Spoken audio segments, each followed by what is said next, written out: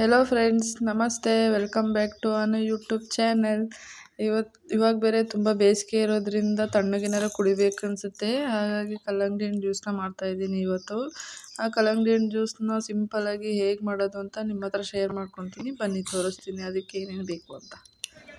ಮೊದಲಿಗೆ ನಾನೊಂದು ಕಪ್ಪಲ್ಲಿ ಕಲ್ಲಂಗಡಿ ಹಣ್ಣು ಕಟ್ ಮಾಡಿ ಇಟ್ಕೊಂಡಿದ್ದೀನಿ. ಒಂದು ಸ್ವಲ್ಪ ಸಕ್ಕರೆ ಬೇಕು, ಬೇಡ ಅಂದರೆ ಸ್ಕಿಪ್ ಮಾಡ್ಕೋಬೋದು. ಒಂದು ಏಲಕ್ಕಿ ಬೇಕು. ನಾನೀಗ ಒಂದು ಮಿಕ್ಸಿ ಜಾರನ್ನ ಇಟ್ಕೊಂಡು ಅದಕ್ಕೆ ಕಟ್ ಮಾಡಿರುವಂತಹ ಕಲ್ಲಂಗಡಿ ಹಣ್ಣು ಹಾಕ್ಕೊತಾ ಇದ್ದೀನಿ. ನೀವು ಇದಕ್ಕೆ ಹಾಲು ಸಮೇತ ಆ್ಯಡ್ ಮಾಡ್ಕೊಬೋದು.